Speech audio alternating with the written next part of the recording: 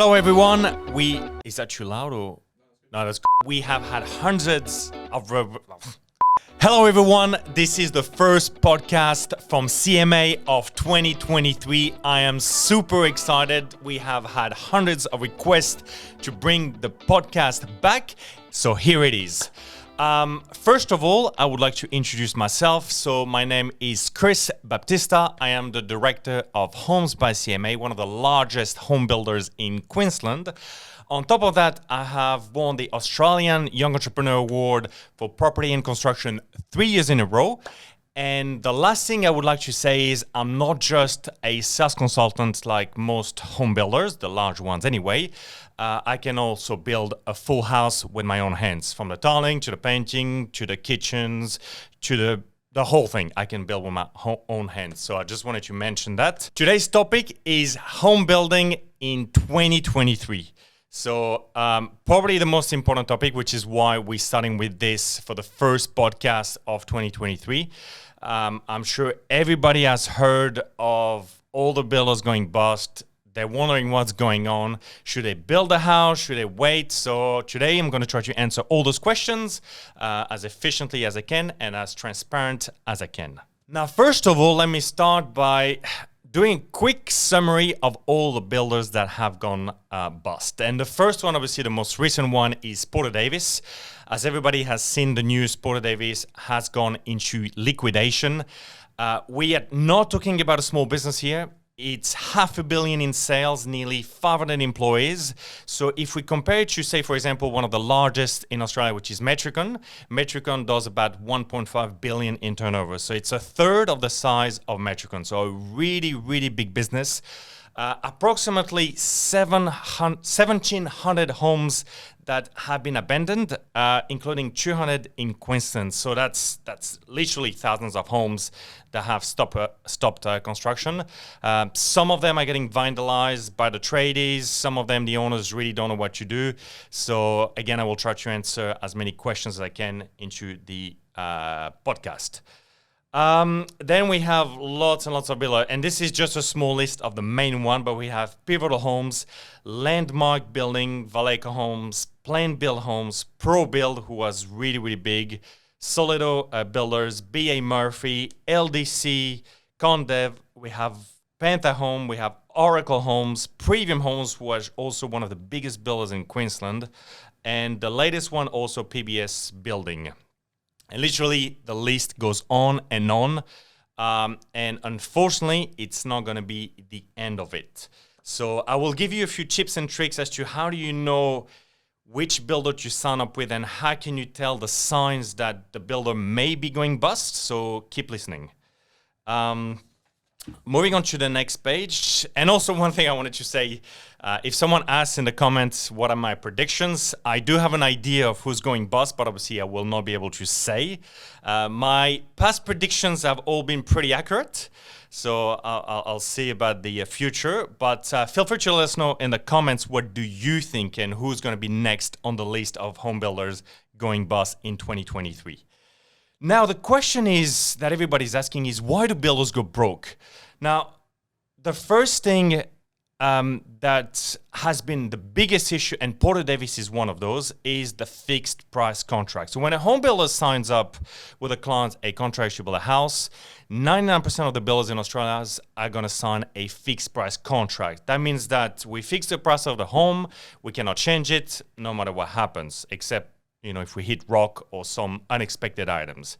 So if we take the example again of Porter Davis, and based on what I've heard again, a lot of jobs that are being built right now, those homes were signed up in 2020. So as you can imagine, it's already 2023. A lot of those homes have been signed up in 2020. So as you can imagine, the price increase between 2020 and now have been ridiculous. We're not talking 5, 10, 15. We're talking probably $50,000 on an average home. So later on, I will get talking about the profits, and you will see where I'm going with this. So that's the first one. We sign a fixed price contract. We obviously get locked in this contract, which is really good from a client's point of view. You know this is the price you are going to pay and you're not going to be paying any more. However, from a builder's point of view, Normally it's fine if it's a normal economy, but when things go wrong, we locked into that price and we can't change it. So when like Porter Davis or any of those big bills, when you have thousands of homes, it adds up super, super quick. And this leads me to the inflation. As everybody's seen, inflation's been going up and up and up and up. And we're literally at the point where we're having the worst inflation since the 90s. So it's been more than 20 years since the last time we have inflation as high as today. That means that everything is going up. So from a builder's point of view, not just the materials are going up, but we got fuel, we got everything going up. So on top of the fixed price contract, even if things go smooth, because inflation is so high, we are having to pay so much for everything to build a house, including wages, even the whole lot. So inflation has been a really bad thing from a builder's point of view because of the cost to build a house. And because most builders run on a pretty sharp margin, it doesn't take many percentage to go up for a builder to actually not make money on a job. So that's quite important. So third thing, interest rates. So interest rates have been a tricky one because normally it's not too bad from a builder's point of view unless you have a lot of debt. And that's the problem with a lot of those builders. They're highly leveraged.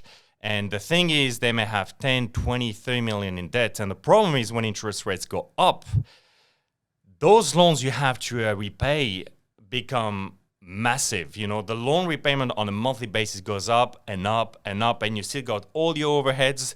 You're not making money on the job, but you still got the loans that you have to pay on a monthly basis. So if we add on top of that the fact that the interest rates going up means that there's less clients that are here to build a house. So think of it as you are a big builder, you have all your overheads that you have to pay. Interest rates going up, what that's meant is that your sales have dropped by at least 50%. So literally most builders in Australia have seen a drop in their own sales of at least 50%, some probably 60, 70%. So that's been pretty bad because you're already running on a pretty sharp, a business that's really hard to run because the margins are pretty small. But on top of that, you have no clients or you don't have enough clients to pay for the overheads.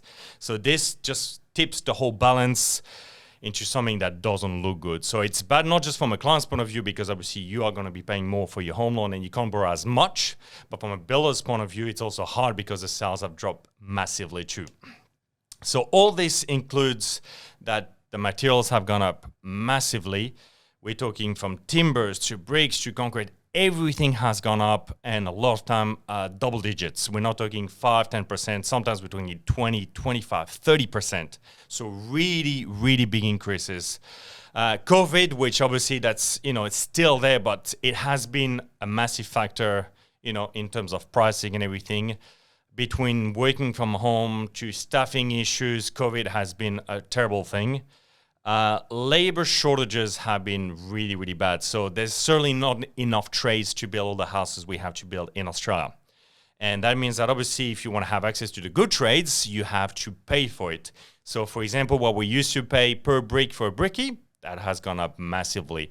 What we used to pay for a concreter, that has gone up massively. So all this means that not just the materials have gone up, but the labor side of things have gone up. And again, if you add that together, that just creates a massive explosion in costs. Logistics, from fuel to transport issues, like everything again has been an issue to getting things to a job site. We're talking, we can't get the tiles because, for example, National Tiles hasn't got a delivery from overseas. We can't get the tiles to site. We got delay on site, and it just goes on and on and on and on. So just the whole thing just piles up into one big nightmare from a builder's point of view. And on top of that, we have the government, which is introducing new building standards, which I love new things, and I love making homes more efficient. However, my opinion, there's a right time for everything. And when you introduce things that are gonna mean a house gonna cost another $10,000, $15,000, $20,000 right now, to be honest, I just don't get it. But it's a fact.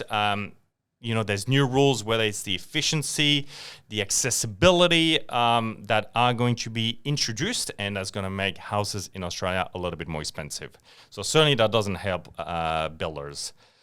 And the final thing I wanted to mention is the recklessness and the ego of a lot of entrepreneurs. So a lot of those really big business people, they've made a lot of money, they've built a lot of houses, and they're pretty much at a point where they think, I know everything, I am the best at what I do, and I don't need to worry about it. And this is really when your business is going to turn to shit.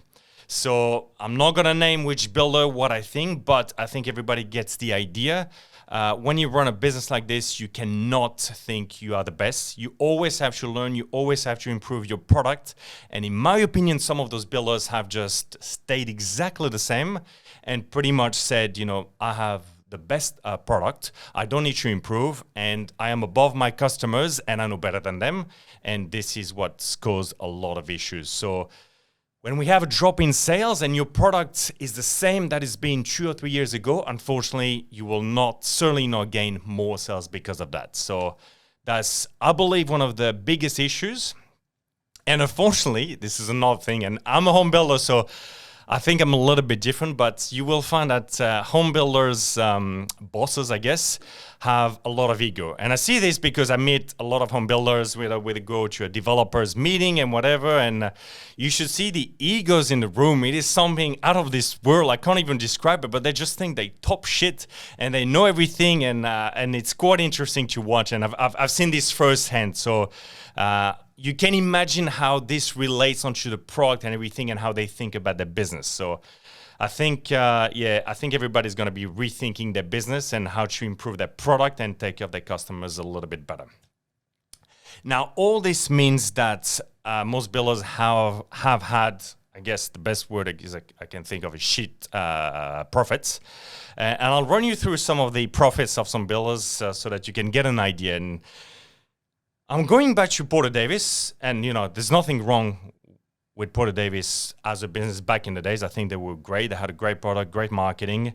But even if we look back in 2020, which was a decent year in terms of profit, I think, for most builders, Porter Davis did 1,700 homes, which is quite a bit.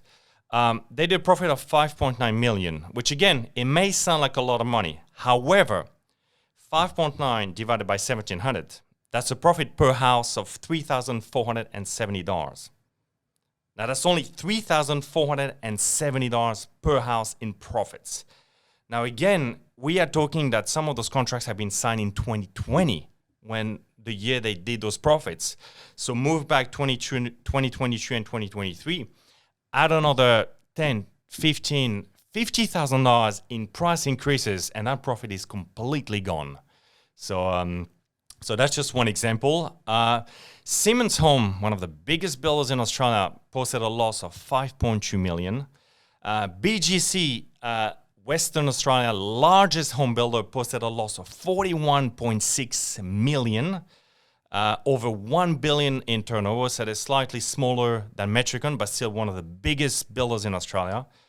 So again, a massive loss. And something a little bit different, but to give you also an idea, Hutchinson Builders, which I really, really admire as a home builder, as a apartment and commercial builder, did 2.6 billion in turnover, but only did a profit of 21 million, which again sounds like a lot, but it's a margin of 0.8%. 0.8%. So imagine if your costs are going up by 1%, 2%, your whole profit is gone. So that's just to illustrate, some of the biggest builders and where they sit, and how tough the market has been.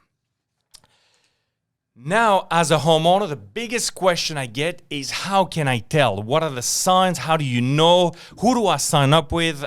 Is one of the biggest questions at the moment. Small builder, big builder, how do I know?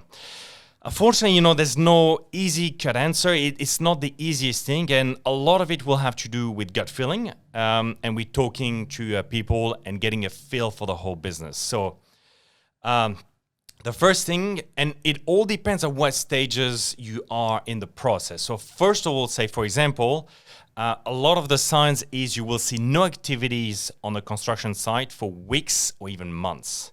And that has been the case with a lot of those builders that I've described. And this obviously applies if you are about to sign up or have already signed up. But usually if you see no action on a building site, something's not going right. So just keep an eye, go around, look at the building site of the builder you want to pick and see, is there some action in the site, or has it been vacant for a few weeks or a few months? So that's the first sign. Second sign is you have to talk to the trades. Now, obviously, those trades get paid by the builder. They work for that builder usually on a consistent basis. And trades, they may not like me for saying this, but trades love gossip. So stop on a building site, have a quick chat with a brickie, have a quick chat with a concreter. And, you don't have to stay there a lot, but just have a quick chat. I'm just thinking of building with that builder. What do you think? Are they any good? And usually you will hear and you will learn a lot from a tradie because they have direct contact with that builder. Now, again, it's hard because in some cases, not everything's going to work, but the whole thing is to try a few approach so that you can get a really good idea of the builder and how do they sit. And again, then just use your gut instinct to make a decision based on that. Now, this is a big one, discounting. So there's two types of discounts. So for example, again, if we take the example of Porter Davis, a lot of clients have been building with them. They may have been at frame stage. And what Porter Davis, for example, is going to say is, look, if you pay us a little bit early, we will offer you a $10,000 discount. So what happened is a lot of clients thought, oh shit, I'm going to get a $10,000 discount. I might as well pay the frame stage now. And at least I'm going to get a 10K off. So never, never, never do this. In home building, you don't have to pay for a stage until the stage is completed. So the slab is done, you pay for the slab. The frame is done, you pay for the frame, and so on and so on. Never pay for a stage until the stage is completed. And particularly if the builder is offering you a huge discount for you to pay a little bit early. The same thing applies when you reach the end of the bill and the builder is like, I can give you the keys tomorrow, even though the house is not 100% finished, if you pay me now. Never, never listen to that. Always wait until everything is fully finished and then you pay. So this is a big, big, big warning.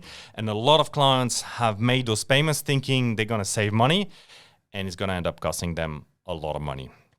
So that's the discount as you build.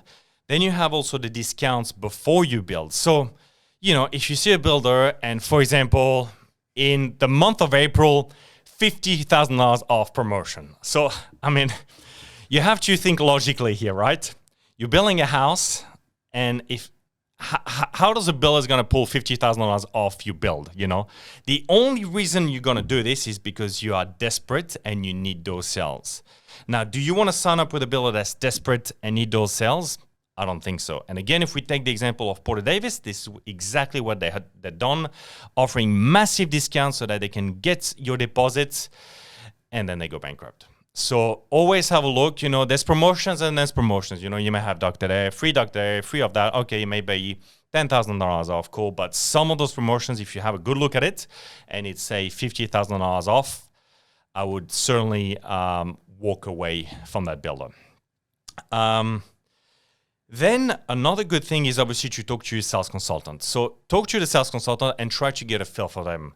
Because they work for that builder, again, a little bit like a tradie, they work for that builder, so they will usually have a pretty good idea of how that builder sits. And again, you would be able to get a feel from that sales consultant as to how much they believe in the business they work with.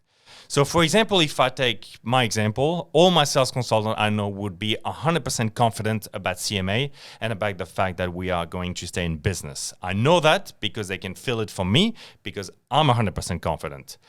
But some sales consultants for some builders, you will have a chat with them and you will hear a lot of hesitation and I don't know, I will have to check with management or I will have to check with this. And this is always a little bit of a warning sign in my opinion. So always have a chat with them. If you can, and I know this is going to be impossible for a large builder, but if you can, always try to have a chat with the owner of the business, not the sales manager, not the general manager, but the owner of the business. And try to have a chat with them face to face. Don't do the email. Hi, John, how is your business going? Just wanted to make sure that my house is going to get built. Don't do that. And don't do a FaceTime or a phone call.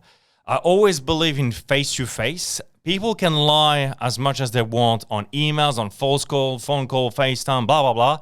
Face-to-face, you will find it's a lot harder to actually lie to someone to their face. You may be really good at it, but I think even then, most people would actually pick that. So if you can, have a chat with a sales consultant. Is there any chance I could have a chat with the owner of the business? Just wanted to get some reassurance. I'm going to be spending $500,000 on my new home. It's the biggest expense of my life. Can I get 5 minutes and speak to the owner of the business, And I feel if you can do that, speak to them and get a feel from where they're sitting, I think hopefully you will get a really good gut feeling and walk out from that meeting either thinking, this is the builder I'm going to build with, or I'm not getting a good vibe from that builder and I should probably walk away. So that's that point. And then we have what type of builder do I choose? There's so many builders in Australia. There's the small, the big ones, the custom ones, and which one do I actually pick and which one's safer? And unfortunately, this is a hard answer. So I've broken it down into a few sections so that you know a little bit how to watch for each of those sections. So the first thing I wanted to say is if it's a new builder, and by new builder, I mean someone has been established for less than 2-3 years, I would instantly walk away. I'm always for starting a new business and I always push for new businesses, but brand new home builders, I'm sorry, the industry is too hard to start a new business at the moment. I would personally walk away if the builder is relatively new, no matter how good they look, no matter what promotions they have, I'm sorry, I would walk away. This is my personal opinion. There may be some really good new home builders out there, but this is personally how I feel. Then we have the small builders. Now, I've always loved small builders, and the one thing to watch out is the reputation of that builder. Usually with a small builder, it's much easier. They haven't built that many houses. You usually get a really good feel as to are they a really good builder, are they pretty average. So if you find someone that's a small builder and they seem to be a really good builder, I honestly don't see an issue. However, the only issue you will have is if they've taken on too much work. So let's say you find, again, John normally does 5 luxury homes every year. Suddenly this year, John's got 50 homes. Walk away from John. This is what I would say. It sounds really funny when you say, but yeah, walk away from John. So if John is constantly building 10 luxury homes and is doing a really good job at it, I really don't see no issue. Yes, you will possibly pay a premium price, but to be honest, that's fair. You're dealing directly with a builder. Is usually a builder, not a sales consultant. And to me, that's also worth paying a premium price. Now, not everybody can pay a premium price, and I completely understand that. And this is where we have a lot of other options. But if you can afford it, a small builder for a luxury house is always, I think, my number one pick. Then we have the medium-sized builder. So I guess I would consider CMA a medium-sized builder. We are no Metricon, but we know small builder. We are medium-sized builder. And there's quite a few out there. Medium-sized builders say they may do 200-300 homes a year. The medium-sized builder can be tricky because they've got what small builders has, but also what big builders have too, and they somehow have an in-between. So they usually have pretty good pricing. They usually are pretty flexible. They don't have the flexibility of a small builder, but also a lot more flexible than a big builder. But most of them also don't allow too much flexibility. So you're locked in usually into a plan and you can't change much of it. So it really depends what you want to build. But again, this is a case where I would personally try to speak to the owner. There's no reason why you shouldn't be able to speak with the owner in a medium-sized business. And again, being a medium-sized business, you should be able to get a really good feel of the business and get a vibe as to where is he sitting. Does this seem a business that's run well? Are the owners hands-on? Is this a home builder or a sales company? And this is where, to me, I'm a home builder. And I would always stay away from a sales company. This is my personal opinion. I think if you're a home builder, you should know how to build a house. And you'll find that most builders in Australia have no idea how to build a house. You will literally put them on site, they would have no clue. They sit in a suit in an office and then have no clue. So yeah, and the one final thing about a medium-sized builder, a medium-sized builder usually comes from a small builder and have obviously grown their business. To grow a business, you need money, and this is where leverage and debt comes in. Now, is it a very highly leveraged business that has a lot of debt, and obviously the interest rates have gone up, their debt is massively high, and they got to repay all this? Or is it a business that's been pretty well run? You know, they run pretty tight, they've reinvested all the profits in the business, and you're pretty safe. So have a look at this, have a look at what sort of a business. Again, do a bit of research.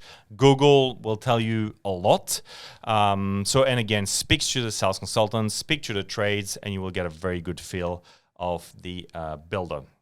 And to add to that, I'll give you an example of CMA, for example. So we've been in business since 2009. We have grown that business from literally one home on the first year to probably 400 homes. But however, we have no debt. So this is something where we've reinvested all the money in the business every single year, and we've grown it into what is a very safe business. No matter what happens to the market, I know and I'm confident I will be in business.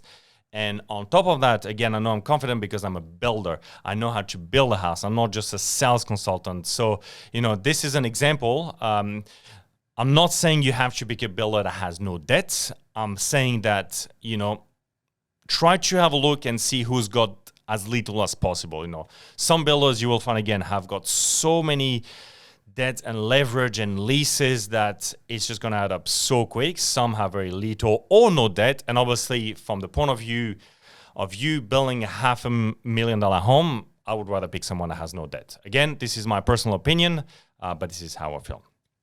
And finally, you have the large builders. Now, the large builders are a little bit tricky. We've seen the example. A lot of people think, oh, it's a large builder, it's safe. Boom, Porter Davis went bust.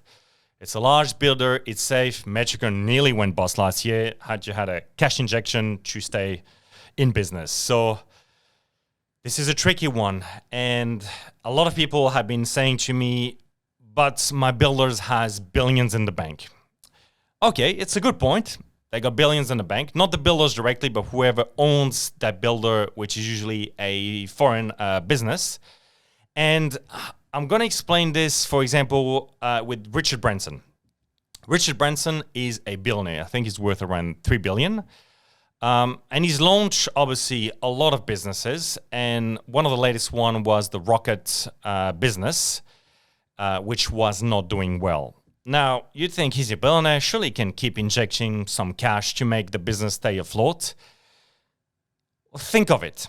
He's a billionaire. He didn't get to billionaire by spending money and not making it. So if he sees that a business is not going to perform well, the best option is to liquidate that business, stop the losses right away, and then invest that into another business. So this is where I'm a little bit worried with the big builders. And again, it's not all like this, but when you talk about billions in the bank, think about who owns that business, and would they really carry a loss after a loss after a loss, or would they just pull out their funds and liquidate that business? They have no interest, really, no emotional interest in that business. Like, CMA is my life. And again, this is just me like taking the example of CMA. CMA is my life. CMA is my baby. I've grown it from scratch. It's a family business. I'm not letting this go anywhere without working like a psychopath to make this sort of happen. This is my name on it. You know, it's different when you invest. When you purely invest in a business, you purely invest for the purpose of making money. In my opinion, it's a whole different world. And for you to invest money and then to take it out, so what, you know? You're still gonna sleep well at night, you know? Me, it's my name on it, you know? I've been since 2009 working 7 days a week to try to make this like the best business I can, you know? So it's a whole different ball game. So again, yeah, just to sort of illustrate and think about the billions at the bank, it's not as easy as it seems. And this leads me to the price locks. Obviously, everybody wants a price lock on the new build. A lot of the block of lands may not be registered for, say, 1 year, so you can't start construction on that block for, say, 1 year. So a lot of those builders have been marketing price lock for 12 months. Now, I do have a little bit of a problem with that because, again, a price lock is nice and easy, but if you go bankrupt, the price lock is useless. So I would always have a look again of all the points I've mentioned about those builders and just have a look if it's a purely, used to sell a house and lock you in, or if it seems like a genuine price lock and, the business is still going to be there in 12 months when it comes to actually building your house. So this is one of the last points I wanted to say here. Then we have the issue, and this is a little bit of a controversy one. I hope I don't get in trouble for this, but the QBCC insurance. And this applies to Queensland. I don't know what's in New South Wales in terms of home building insurance. I'm sure there's a similar thing. But so when you build a house, as a builder, we have to take what's called a QBCC insurance so that if, for example, we go bankrupt, the QBCC takes over, gets a builder, and your house gets finished. So sometimes I get the thing where, clients may say, well, it doesn't matter who I pick because no matter who I pick, if they go bust, the QBCC is going to finish my house. Hold on a second.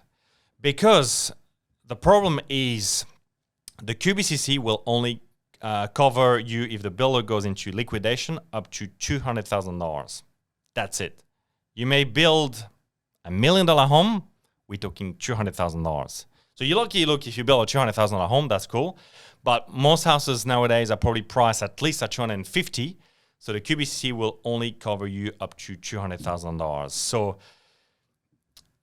the thing that makes me a little bit angry from a builder's point of view, and again, nobody will tell you this because no builder wants you to hear this, but from a builder's point of view, we pay insurance not based on the $200,000, we pay insurance based on the actual value of the house. So if the house is $200,000, we pay $2,047 of a QBCC insurance premium.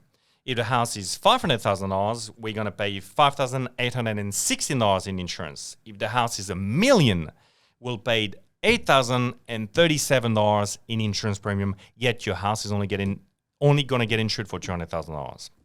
So I'm going to leave it as that. I cannot comment too much, but I'm going to leave it as that. I'm sure you will make up your own mind as to how I feel about this.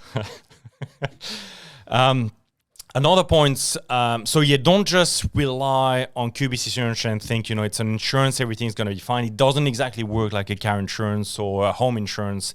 It doesn't really work like that. So really think carefully about this. But another thing a good thing with the QBCC, so as a home builder, when we build houses, we have to show a certain amount of net tangible assets.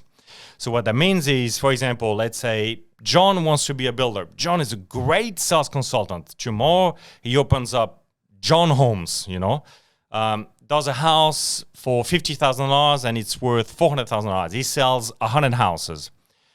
Most likely, John will not be able to build those houses because for him to get the builder's license and the QBCC license, he will have to show a certain amount of assets to build those homes. And the QBCC ranks that in terms of, a category, which is 1 to 7, 7 being the highest. And it basically means that, say, for example, as a builder, depending on which category you get into, you can only build to a certain amount of homes. So where I'm going with this is, for example, if you are with a builder and you've seen, they had a massive increase of work. One of the reasons that builder went bust is they couldn't meet the assets required to build those houses. So a quick thing you can do is log into the QBCC website, type the name of your builder, look at the maximum value of the homes they can build and look at how many homes they've actually built. And you'll get a really good idea of where, if they can build up to $100 million worth of home, but they're already at 110. Now, something to watch for because they could get caught and the QBC is going to come in and say, well, look, you've exceeded your turnover by 10 million. You're going to have to prove that you have the net sort of assets to build those houses. And if you don't, the QBC is going to suspend your license. When the QBCC suspends a builder's license, we can't do nothing about it. We can't build houses. We can't go on those job sites. We can't do nothing. We may still be able to build those houses, but we can't do it. So this has happened to quite a few builders because of the increase in work due to the home builders grant, and a lot of builders were caught where they sold all those houses, but they just didn't have the assets to actually build them. So again, from a client's point of view, you're stuck because your builder can't even build those houses because the license has been suspended. So that's something you can easily check on the QBCC website. All right, I've talked a lot about bad things, so you must be thinking, shit, it's the worst time to build a house. I'm just going to buy existing. Now, wait a second, because I do believe now is probably the best time it has ever been to build a house. And why I'm saying this is, first of all, in 2023 has been the first year where the prices have actually been quite stable. Prices of labor and prices of materials. So that means that from a builder's point of view, we can rest assured that the prices are going to remain pretty close to where they should be, and we're not going to get hit with a 30% price increase on concrete. I mean, hopefully, unless there's a war, and again, you just never know. But that means from a client's point of view, you know that, if your builder hasn't got a price stock, hopefully you're not going to get hit with a price increase if your land is not ready to build on. The second point I have is land prices have finally settled a little bit. Now, for those of you that have been trying to find a block the past year, it's been incredibly hard. Those prices were ridiculous. Some of those developers were trying to make so much money that it should be literally illegal. That finally in 2023, I believe the prices have finally settled a little bit. You can actually get some decent blocks of land, and you don't have to pay the prices that you used to pay for those blocks. Now, I'm not saying those blocks are cheap. Everything is still expensive. But that's because Australia is still in a really good spot when you compare to the US or any other market in the world. But prices have settled massively, which is really, really good for clients, because we had clients that were paying so much for land and there's literally nothing left for a house, which was a shame because you got such a good block of land, but you can't build much, particularly because interest rates are so high and you can only borrow so much. Build times have decreased a lot. Thank God for that. So some of those builders were literally quoting like 2 years to build your house. This has finally decreased massively. I'm not saying it's back to what it was pre-COVID and pre-home builders grant, but it's not far off. It's pretty good. So if you build a house in 2023, again, depending on the builder you pick, I'm sure you can expect your house to be built much faster than it was over the past 2 or 3 years. Interest rates have been a lot more stable. The last time we thought, they may have a rate increase, there wasn't any rate increase. So yes, there may be some talk about possible rates increases, but it's not too bad. It's not going to be what's been in the past year. I'm not an economist, obviously I cannot predict the future. Not that I think they can predict the future anyway, but I do believe it will be a lot more stable, and which is good because, again, from a homeowner's point of view, you are going to borrow a lot of money to build a house. The last thing you want is to end up having to sell the house because you just can't repay the loan, I guess. So yeah, at the moment, there's been some pretty good rates. Banks have been a little bit more aggressive with the rates. And the one thing that I want to say is please look around for the best rates. I know you may have a great relationship with your banker, John, for the past 50 years, but please look around. There's so many banks, there's so many rates that you will be amazed by the differences in rates from all those banks. Because yes, the Reserve Bank sets the actual rate. However, the bank sets their own rate. So you may find that, for example, we have an interest rate rise in June. It doesn't mean that all those banks are going to pass it on. They don't have to. So every bank will set their own rate. So just have a look and please do a bit of research, because you may spend a day on it, but it may save you over the whole length of your loan. It may save you $50,000. So it's worth spending that whole day to have a look at interest rate and negotiate a little bit, like, is there something you can do, So have a look around and see what the best rates you can get. On top of that, again, don't just go to your bank. We have brokers now. So brokers will actually do the work for you. Yes, they will get a small commission, but to be honest, for the expense of that small commission, it is worth it in my opinion. And they will actually have a look at all the banks for you and see what banks offers you the best rates and the best loan. Now, it's not all about the rate you're going to be paying. Some loans are going to be more flexible. So don't just focus on the rate. Like when you build a house, don't just focus on the price. The same applies to your loan. It's not all about the price, but it's about the service and it's about what the bank can offer. So in terms of broker, and I don't make a single dollar from them, I recommend STAC Capital. And you can speak to Hugh and Anthony, and they are absolutely amazing. They're based in Brisbane, but if you build anywhere in Southeast Queensland, they will be able to take care of you. So that's STAC Capital. And again, I don't make a single dollar on it. But they have been great with our clients, and they've been able, particularly for those people that are self-employed or have a little bit of, of a tough job or something that's not that easy to borrow against, or not a stable job or something. So it's always a little bit trickier to get those loans. I know, because obviously I've been self-employed for a long time, and the first few years when I did want to try to get a loan to build my house was an absolute nightmare. So getting a good broker that knows exactly is a good thing. One of the final points is that building 2023 is good because most of the good builders are the ones left. And the ones that are gone, obviously, are gone for a reason. So I know it sounds really bad in theory, but it does mean that everybody that's left, has survived literally the toughest home building industry probably of all time. So yes, there's still a few builders that have to go. So I would certainly keep an eye and make sure you are very, very careful when you pick the builder, and please look at everything that I've said into consideration. But at least, a lot of the bad ones are gone. So that is, I'm not going to say that's a positive, because it isn't a positive, because obviously a lot of people are left with no jobs and with homes that are left on that are not finished. However, from the point of view of a new client that's going to build, obviously the choice is less, but the choice is better. So that's pretty much covers everything. One last thing that I want to say that's not necessarily related to all this, but a little bit.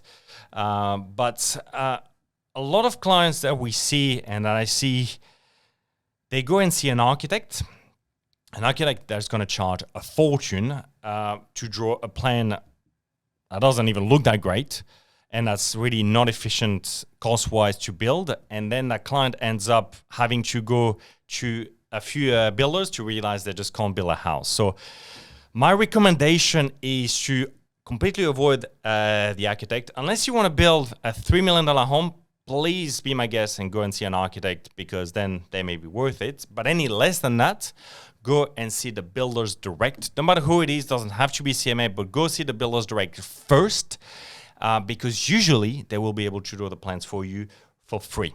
All you have to do is pay a deposit. The deposit is part of the house price, so you don't even pay for those plans, as opposed to paying $10,000, $20,000, $30,000 for plans that you can't even build. So that is the one thing that I've seen lately, and it bothers me, because clients are just spending a lot of money, and it's already tight because interest rates are so high that I really wanted to make a mention in this podcast. So that pretty much covers the whole first podcast for CMA of 2023. It's been a long time since I've done one, so I'm a little bit rusty, so hopefully this came out good. I hope you've enjoyed it. Please comment anything you want at the bottom. If you have any topics you want us to discuss for the next ones, I'm quite open. It can be technical, it can be anything home building. We are going to try to be a lot more regular with those podcasts, so that, because the demand is so high, and I don't think there's anything like it in the whole Australia where someone's actually transparent into delivering what's happening in home building, and because it is a very, very confusing industry, and it's exactly why I started my business, Homes by CMA, because I could see a massive gap. It was even confusing from my point of view as a builder. I just did not even understand the quotes. So if there's anything you would like to discuss, feel free to put it down. And until next time, have a great day, and we'll see you then.